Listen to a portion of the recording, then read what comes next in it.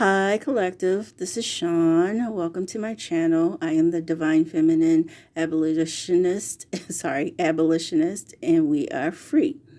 Um, Welcome back to my channel. And if you watched the video preceding this, you understood that on the 1010 portal, which is my favorite portal of any year, of any time period, just because it is so profound and prolific.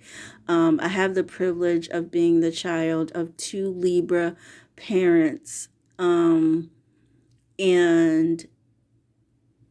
Libra represents justice, balancing the scales. And certainly my parents were, when I was growing up, they were not the parents that I wanted, but they were definitely the parents that I needed to develop into the destiny that I was called to this particular earth timeline to serve in. And, I have the privilege of celebrating their birthdays in October. Because of them, I am here. I exist in the world. And, both of my parents acted in karmic ways throughout my childhood. Both of my parents acted in narcissistic ways. And I hold no judgment. I hold them accountable for their choices, but I don't hold them in judgment, because I spent almost all of my adult life judging my parents for what I feel that they lacked. That's a waste of time, because what it does is you're so busy looking at what they didn't give you that you can't see the tools and the gifts that they did give you in the ways that they gave it to you. And you don't understand that this is actually what your soul signed up for. So you kind of are acting in that sense of judging them, and it's different from holding them accountable and said, when you did this, it hurt me, da da da da da. But judging them and blaming them for being who they are and expecting them to be something different is a waste of time, because we don't change people, and our judgment of other people doesn't change them either. You can judge the behavior and say, this is a behavior that hurt me. This is a behavior that wounded me. This is a behavior, blah, blah, blah, blah, blah. But holding them hostage in who they were as parenting, or, blaming them for every bad thing in your life or whatever, is really a waste of time. It's a waste of energy. And it just kind of keeps you in a loop of not being able to heal and not being able to grow and not being able to develop. And I'm not saying that the relationship that I have with them is perfect, because it's not. It's a challenge to be in relationship with people who abused you. It's a challenge to be in relationship with people who abandoned you, even with blood links. And there are times that I can't be in relationship with them because their behavior is so karmic in a way that I have to create the boundary of distance and time or whatever. But at the same time, I have deep gratitude and deep love, especially for my mother, because my mother was present in a way that my father was not. And even without the ability of knowing how to love, she tried to be the best provider that she was, that she could be. And she tried to give me opportunities for myself to make my life better in her own way or her own understanding. And I don't say that cancels out, just like I don't believe that the gifts or the things that I did for my children in raising them, when we were together and then when we weren't together anymore, because, my marriage ended or whatever, or relationships ends and people don't know how to co-parent. And I happened to be in relationships where we could not share, we could not co-parent together. So that is what happened. And when you can no longer live with a person because they are emotionally abusive, or they are physically abusive, or they are this or they are that, but then their children involved, and it's safer for you not to be in a space, and you have to make that choice. As a woman and as a mother, we are always looked at a lot worse than when men walk away to maintain their peace, or maintain their sense of self, or find them sense of selves, or go off and have families with other people and leave their children and their wives or whatever.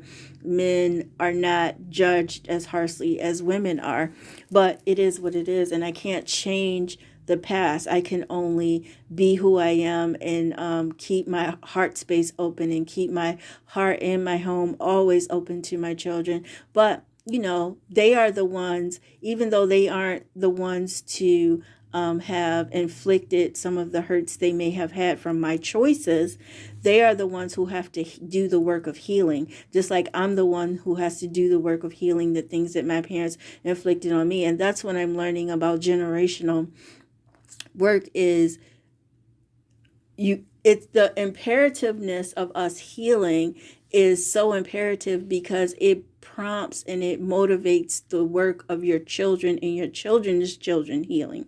But if you don't heal, and you continue cycles and circles, then it's going to affect the next generation and the generation after that. And that's how we have gotten into the world that we live in.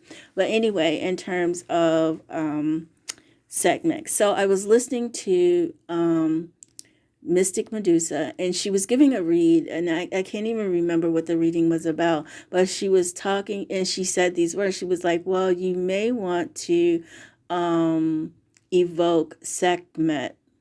And before that happened, before this month happened, carnelian was like heavy, heavy, heavy, heavy on my heart.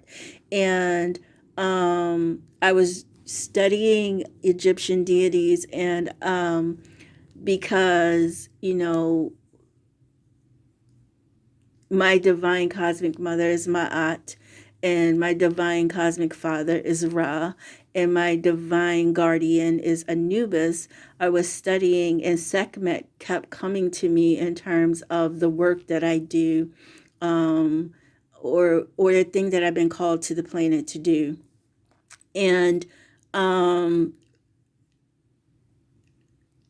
she kept talking to me about it, and it was just kind of on the outskirts. I felt like she didn't want to scare me off, or frighten me, because of my truest nature is like Queen of Cups, very loving, and she is very aggressive and bold.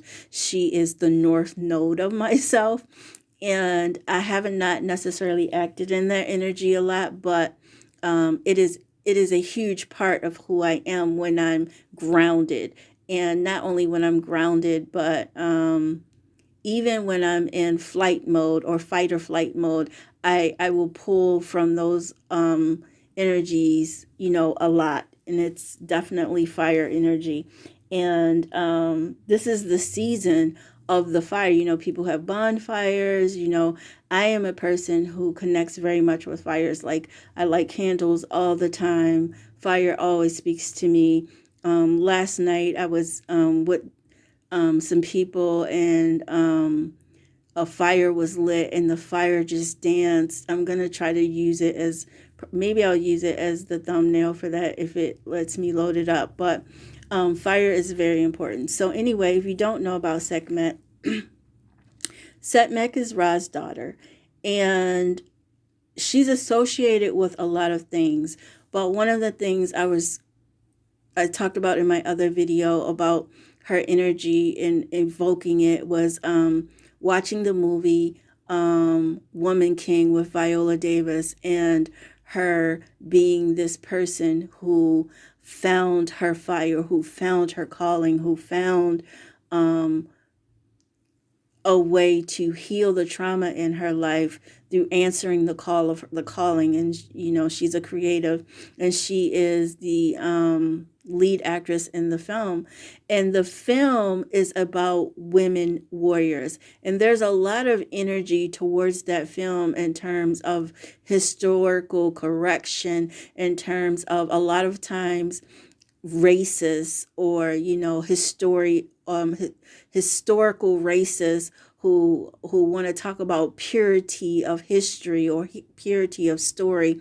They want to talk about that story in terms of Dahomey people, and they want to make it clear that Dahomey people were invested in the slave trade. They absolutely were. And when this film came, I remember my ancestors coming and kind of like a powwow, and they were saying, listen, this this age of Aquarius, what it has done for our people is that we have healed karmic cycles and the debt that we have owed, which has been a very old debt. If they have been invested, slavery in America existed over 300 years. Some people say over 400 years. I say that, slavery in America still exists. To some degrees, people believe that they can enslave you. I mean, technology can be a means to enslave people, and people are still they call it trafficking, which is the slavery of body, the enslavement of bodies for monetary gain. So, I mean, they have a fancy new word for it, but it is what it is, and it's happening all the time. They're big prostitution rings. The city that I live in itself, it's interesting that I watched some crime show a couple of years ago where this woman, her name, it was about women who go to prison, and she was young, she was white, and her name was Sarah, and she got involved in a prostitute. She was trafficked, but then she took the role of madam on, and she would cajole other young, innocent, naive girls, making them believe that they were going to make all this money doing, maybe taking videos or whatever, because that's when kind of Instagram and Facebook and all of that was like getting popping when this crime happened or whatever. But what she did was she enticed them into the same thing that caused deep trauma and hurt in her life, and she went to prison for it. I was glad to see that she received that kind of justice, just because it was important that she healed that karmic debt by doing justice, because you had this extreme pain, and that's again about this sense of trauma. If we don't heal our trauma, we will project it onto other people, and we will feel entitled to hurt people.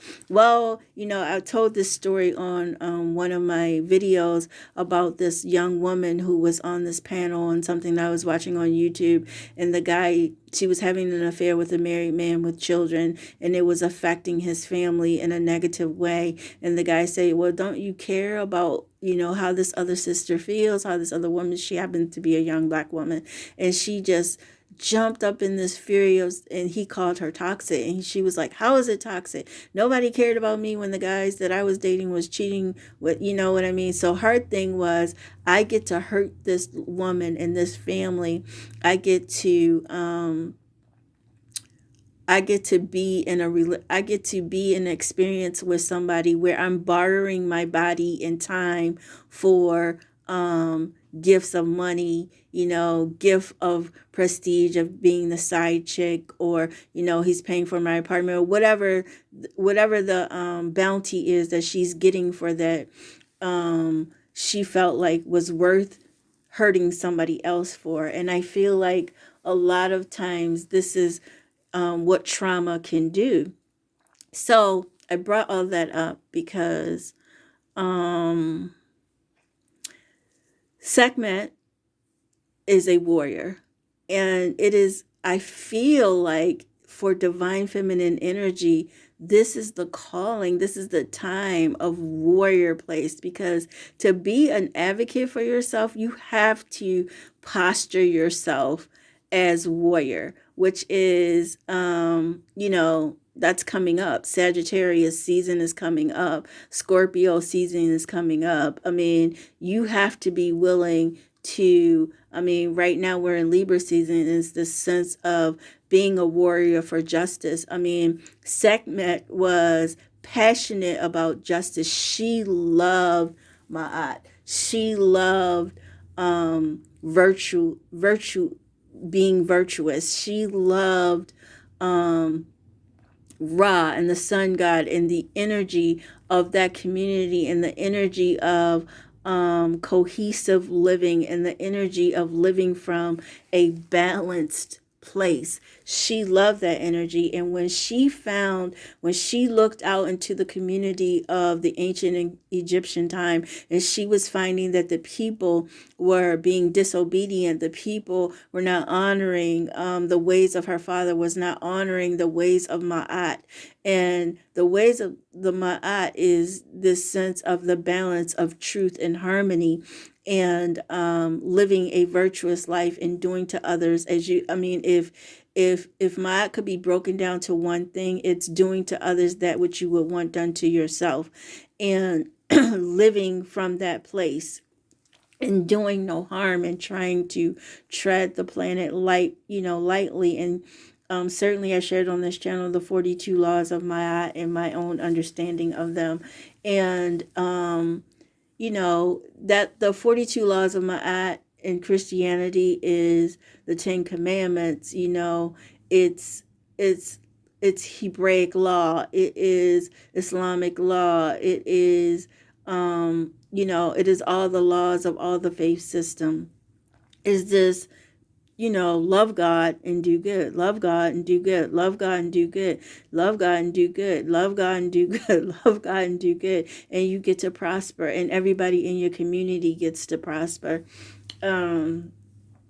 So yeah, and so she was, going throughout the land. She was noticing that people were corrupt. She was noticing that people were not living in harmony, that the greed was prevalent, that violence was prevalent, that ignorance was prevalent, that arrogance was prevalent, that self-absorption was prevalent, pretty much in the times that we live right now. Everything, all of these energies are prevalent right now. So she transformed, and some people believe that Ra allowed this, just like in nature, extremes have to happen for balance to come into play. And we don't judge a hurricane, or we may not like the after effects of a hurricane, or the after effects of an earthquake, or the after effects of a tornado, or the after effects of a storm, or the after effects of a sinkhole, or the after effects of whatever nature may want, a heat wave. We don't judge that. We don't like it, and we may judge some of the consequences that happen, but we don't judge nature in itself. So nature uses extremities to balance the scales. And we're also in that time, even though we're in the age of Aquarius, because people, Queen Elizabeth dying was the end of a karmic debt and the beginning of a karmic debt for a particular energy source. And now they owe all of the people that they have violated, and now the debt has to be paid. So you got on the winning team. You had these 100 years that you petitioned. Some people believe she petitioned Marie Laveau to be able to grant her 100 years on the earth and to rule, and to be in her right state of mind until the day she left the planet, and then she would go into her karmic debt phase for that same amount of time. So we've entered into those seasons, and that's what the age of Aquarius is, balancing out the scales. So I remember, I think I lost my train of thought. But anyway, what I was going to say is that this energy of cleaning that up. So she transformed from this one particular, some people say she was Hathor at the time, and then she transformed into Sekhmet, the warrior goddess who went on a bloodthirst rage and began killing all of the people who were in not in alignment with divine law, not in alignment with spiritual law. She began killing them, and she was on a blood rage, and she just went everywhere. But she was correcting the ills of humanity. and she was permitted to do that. And also, oh yeah, that's how I was talking about. I was talking about how nature does these extremities. So she was allowed to do this, because a lot of people say, how could God do this thing? A lot of times blaming what happens in a natural consequence of, this is a consequence of how we've treated the earth. This is a natural consequences of how we have lived as human beings. And we don't want to accept natural consequences, so we want to blame. And it's also the same thing as that when, like, somebody goes out and murders somebody young or something like that, and we go, how could God allow this to happen, when God didn't have anything to do with that person killing that person? That was their own person's exercising their free will and doing a very wrong thing. And then we have to have consequences. That's why we need to have laws of the land, and that's why we have spiritual laws, and that's why we have natural consequence laws to behavior. And that's why for most of us still, hurting somebody in a violent way is a wrong thing. But you can see the consciousness since 2000, like, it's been, it's been that way for many years, that the consciousness is moving away from people, having, you know, any problems with committing horrible acts of violence or horrible acts toward violating people. Trafficking didn't decrease in the US because of AIDS, because of HIV, because of chlamydia, because of all of the diseases that exist, even because of COVID. Like, it probably increased, especially in, we think, okay, the internet, the internet has, or we have the World Wide Web, and then there's the dark web.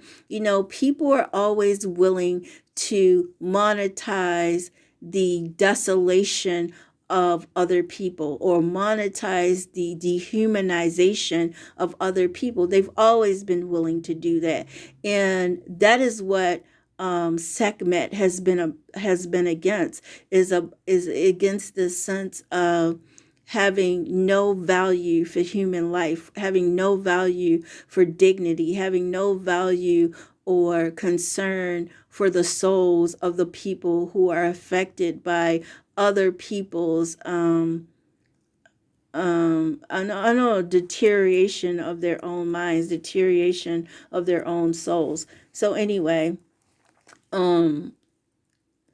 this card is really deep in terms of, I never saw Sekhmet in terms of being the energy evoking divine justice, because I knew that she was a warrior goddess, and I thought that this was just a sense of protection. But then I read this in Alana Fairchild. It says, this oracle also brings a particular message about divine justice. If you are involved in or witnessing a situation that seems unjust, abusive, or concerning, and are worried that it is not right, the lion sister priestess tells you that it shall be resolved according to divine justice, and there is nothing to fear. Pray to her in unconditional love for help, resolution, and trust. If you feel intuitively to act, then do so. Otherwise, allow her to have her way, as she has done and always will. As she has done and always will do. There is much more unfolding in life than we can possibly know consciously, and her ways are vast and many. Divine justice always prevails. Divine justice always prevails. And that's really what the message is for me, because a lot of times, people who are working against you, people who are plotting against you, are doing so much work, and you're doing so much work to circumvent that it can be clouding in terms of what you see. And that's part of their main focus, is to turn you away from your faith, to turn you away from your confidence, because that kind of dilutes your power in terms of revocation, of sending back to them what they have sent, so that it can serve them as opposed to it harming you. And the energy of Sekhmet, what I have found is being a daughter of Ma'at, being a daughter of Ra, being, a um, a soul that Anubis guards and protects. I have found that some of these people are so delusional that they will petition your guardians, they will petition your ascended masters, they will petition your deities, they will petition your ancestors, they will evoke them and call upon them and say things like, I can do more for you if you work for me. And that's just this whole energy of people not really understanding spiritual practice. You know, a lot of times we use the word, do you work with, or who do you work with, what deity? But the thing is really a communion. It is a communion. It is not a I work with Yeshua, or I work with Mary Magdalene, or I worked with Saint Joseph, or I work with, Marie Laveau. Rest be upon her soul. May she rest in power and in peace. Or I work with this person. It's I commune with this specific Orisha. I commune with, and in communion, that is what true dominion is. Dominion is in communion with, that we our goal is the same. Our goal is to be in service of, their goal is to be in service of you, and your goal is to be in service of them.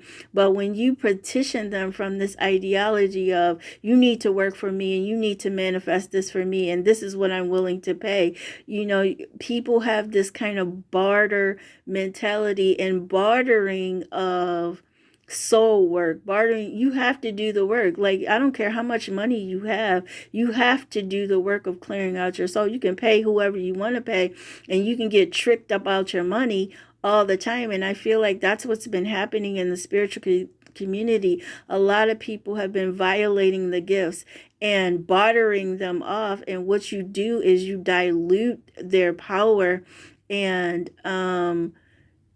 you really just kind of bring unnecessary correction from deities who have to correct you, because even deities that are masters of the dark science, they have a code, and people are violating the codes because they don't understand. They don't even understand that the whole purpose of dark and light is balance.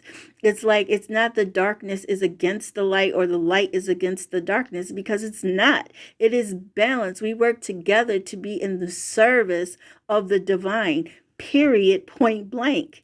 Period, point blank. And people don't understand this nature. So they always want to petition to use the sciences in a way, whether you're using light or whether you're using dark, in a way that's only serving them. But the only reason that we are here is to be in service of the divine, is to be in service of each other. And that is something that Sekhmet understood, and that is what her followers love. That is what those who petition her love. And even when she is acting in Warrior King, it is in the best interest of the people. When you are acting in that power of, if you haven't seen the movie Woman King, I suggest that you strongly do. If you don't know anything about Sekhmet, I suggest that you go in, because divine justice, one of the major things is advocacy and boldness. And when people are saying, oh no, just, let it slide, let it pass, it's this energy of, you have to deal with, if you want truth to be unveiled, you have to be willing to see. You have to be willing to see the ugly and the bad and the good. And that is what I mean about this balancing of light and dark. And, when I first came to this path, I was in very much disillusion about the presence of the darkness, only in this ideology of, it bears witness to the light. But the light also bears witness to darkness, period. It just does. And so this is what this balance of these scales that Sekhmet teaches. And I just encourage you to, do the energy, do the work, do the research, seek and show yourself approved. and decide who you are and decide what is done in your life. Because when you declare a thing to be done, and when you declare that you will have divine justice, it doesn't matter what anything is looking like outside. It doesn't matter what who plots and who plans. It doesn't matter how much money they have. It doesn't matter how much resources that they have. It doesn't matter how much people. One of them even approached me in a thread and was like, have you ever heard of a turkey shoot? And this ideology of, all of these hunters going after these turkeys that they feel are, prey for them to just shoot at. And the thing is, I don't care how many turkeys that you're aiming for or what your idea is for, you don't remember that the serpent also is in service of the turkey. And the serpent is on the same ground that you're laying on, that you're trying to have your sniper ready to shoot and aim, and everywhere that you think, because nature will take care of itself and it will balance itself out. And sometimes nature will sacrifice itself to be in the greater good. But trust me, when you go out into nature or you set an intention to harm that in nature, nature never forgets. Nature is a long remember. Nature never ever forgets. It never forgets intention, and it will meet your intention. So if you go in to slaughter, to take that which is not yours to take, to disturb peace, trust me, those entities and those deities who are with us to create protection, to create peace, to help maintain this peace, to maintain order, like Sekhmet, to restore it, and to restore it in the way that may be looked upon or frowned upon, of how the extremity came about, how she restored justice and put people back on the path. She did it in the way that was necessary in those times. And so what I say to you is, don't make the necessary become necessary. But for some people, it's too late. They've already made the necessary become necessary. And that's why Sekhmet is showing up. And she's going to balance the scales and manifest divine justice. Peace and blessings.